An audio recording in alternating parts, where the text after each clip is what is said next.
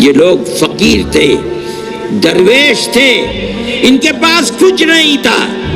انہوں نے اعلان کیا، دارالعلوم دیوبند کی بنیاد ڈال دی۔ ہندوستان کی آزادی کی تاریخ میں دنیا نہیں جانتی، ارباب سیاست بھی نہیں جانتے، سب سے پہلا جہاد آزادی سن 1831 کا جہاد آزادی ہے۔ لیکن جن لوگوں کے سینے کے اندر اپنے ملک کی آزادی کی آگ تھی وہ خاموش نہیں بیٹھے۔ انہوں نے ٹھیک 26-27 سال کے بعد پھر دہلی میں، میرٹھ میں، سہارنپور میں، سنبھل میں، مراد آباد میں، پنجاب میں پھر آزادی کی آگ جلائی۔ مراد آباد میں نواب مجو خاں کو پکڑوا کر کے اور انگریز نے گھوڑے پر بیٹھ کر اور ان کے زندہ جسم کو گھوڑے کے ٹاپ میں پیر میں باندھ کر اور بھگا کر کے ان کے ٹکڑے ٹکڑے کر دیے۔ آج بھی وہاں قبرستان ہے مراد آباد میں جس کا نام ہے گنج شہیداں۔ آج لوگ جانتے بھی نہیں گنج شہیداں کا مطلب کیا ہے۔ اتنے لوگوں کو قتل کیا گیا تھا، کہتے ہیں کہ مٹی ان کے خون سے سرخ ہو گئی تھی۔ اس کا نام ہی گنج شہیداں ہے، بہت بڑا قبرستان ہے۔ میں یہ کہتا ہوں کہ ہندوستان کی تاریخ کے اندر علماء کا کردار کیا ہے یہ آپ کے سامنے ہے۔ ٹھیک ہے، اس کے اندر بھی 31 میں شکست ہوئی، سن 57 میں شکست ہوئی۔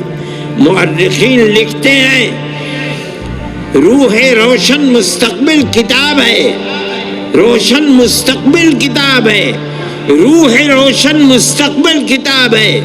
ان کتابوں کو آج بھی پرانی لائبریریوں کے اندر دیکھا جا سکتا ہے۔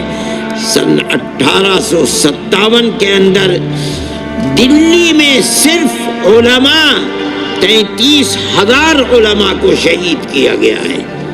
یہ آپ کی تاریخ ہے، دنیا جانتی بھی نہیں ہے۔ جب یہاں بھی ناکامی ہوئی تو اس کے بعد دارالعلوم دیوبند کو قائم کیا گیا۔ اور وہ بھی عجیب چیز ہے کہ جب عام معافی کا اعلان ہوا تو علماء نے یہ دیکھا کہ وہ لوگ جن کی گھٹی کے اندر انگریز کی دشمنی تھی اور وہ 1857 کے اندر شہید کر دیے گئے، انہی کی یتیم اولاد سڑکوں کے اوپر بھیک مانگ رہی ہے، مرنے والا مر گیا، بیوہ ماں اپنے ناموس کی حفاظت کرتے ہوئے گھر کے اندر بیٹھی ہوئی ہے اور اولاد کے پاس کھانے کو نہیں ہے، وہ بھیک مانگ رہے ہیں۔ چرچ کے لوگ ان کا ہاتھ پکڑ رہے ہیں اور ماں سے کہتے ہیں یہ بچہ ہمیں دو، ہم اس بچے کو مفت پہنائیں گے، مفت کھلائیں گے، مفت پڑھائیں گے اور اس کے بعد اس کو علم دے کر گورنمنٹ کی ملازمت دلائیں گے، یہ اپنے پیٹ کو بھی پالے گا، تمہارے پیٹ کو بھی پالے گا۔ یہ ان کے لیے ایک بہت بڑی چیز تھی کہ جس کا باپ انگریز کی دشمنی کے ملک کی آزادی کے لیے اپنی جان قربان کر دیتا، آج انگریز اسی کے اولاد کو پکڑ کر اپنا وفادار بنا رہی ہے۔ یہ لوگ فقیر تھے، درویش تھے، ان کے پاس کچھ نہیں تھا۔ انہوں نے اعلان کیا، دارالعلوم دیوبند کی بنیاد ڈال دی 1866 میں، اور یہ کہا اپنی اولاد ہمیں دو، ہم اسے مفت پڑھائیں گے، مفت لکھائیں گے، مفت کتابیں دیں گے، کھانا دیں گے، اور مجاہد باپ کی اولاد کو مجاہد بنا کر دنیا کے سامنے پیش کریں گے۔ وہ اس میں کامیاب ہوئے۔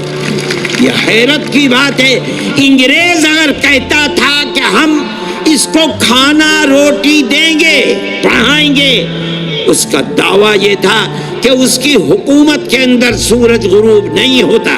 ہندوستان کی دولت کو انہوں نے لوٹا تھا، وہ لوٹ رہے تھے، ان کے ہاتھ میں طاقت تھی، یہ تو درویش لوگ تھے، ان کے پاس صبح کا کھانا ہے تو شام کا نہیں، شام کا ہے تو صبح کا نہیں، ان کے اندر کہاں سے یہ طاقت پیدا ہو گئی؟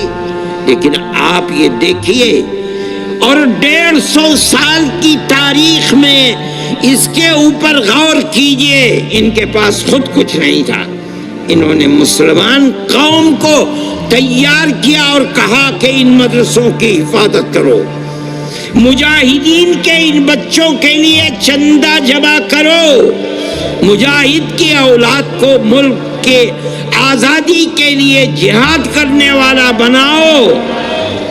لوگوں نے اپنے دل نکال کر دے دیے، اور 150 سال کی تاریخ میں آج تک دنیا میں یہ قوم کہیں بھی بس رہی ہے، ان مدرسوں کو چلا رہی ہے، یہ ان کی کرامت ہے۔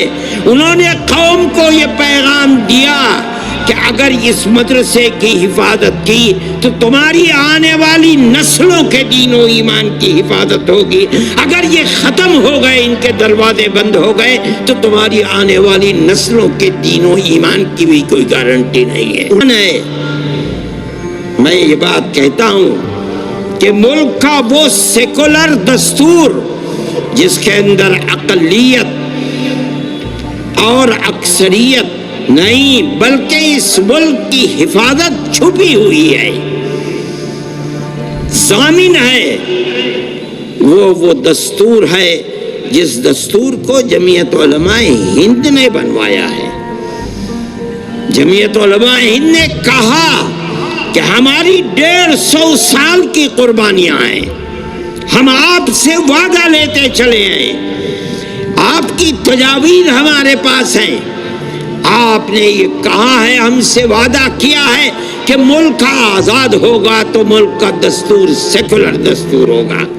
وہ تجاویز موجود ہیں کہ مسلمانوں کی مسجدیں محفوظ رہیں گی، قبرستان محفوظ رہیں گے، مسلمانوں کے تہذیب و تمدن محفوظ۔ ایک لسٹ ہے، میں تو یاد نہیں رہا، میں وہ لے کر کے آتا، میرے تو بیگ میں رکھی ہوئی ہے۔ آپ نے ہم سے وعدے کیے ہیں، ان وعدوں کو پورا کیجئے۔ اگر ملک کی تقسیم کے اوپر دستخط کیے ہیں، آپ مجرم ہیں، آپ نے دستخط کیے، ہم نے دستخط نہیں کیے۔ ہماری ٹوپیاں اچھالی گئیں، ہماری پگڑیوں کو زمین سے روندا گیا، ہم کبھی پیچھے نہیں ہٹے۔ جمعیت علماء کا وزن تھا، یہ 150 سالہ تاریخ تھی، وہ لوگ تاریخ کے جاننے والے تھے، وہ سمجھتے تھے کیا بات ہے۔ جمعیت علماء کے سامنے انہوں نے گھٹنے ٹیکے اور ملک کو سیکولر دستور ملا۔